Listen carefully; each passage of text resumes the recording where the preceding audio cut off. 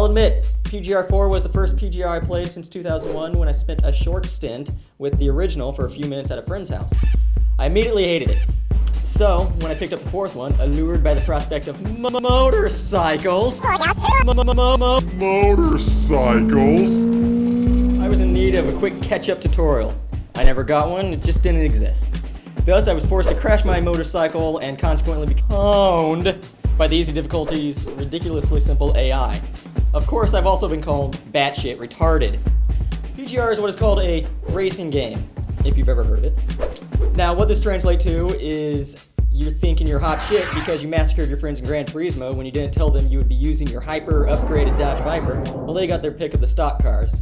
After giving up on the multiplayer, you stumble your way through the game's confusing menus and ultimately end up on one of the two career modes, either arcade or career. You pick career because it sounds deeper and more involved, but eventually learn that it is ultimately career mode, only with a superficial, inconsequential calendar. You ignore the calendar and proceed to the next race, which, ironically, isn't a race at all in so much as you do not compete against other vehicles on the same track at the same time. Sometimes you do, but about 3/4 of the game has you playing what I like to call car handling Olympics, which would otherwise not be considered an actual competition, if only for the rub that it is timed.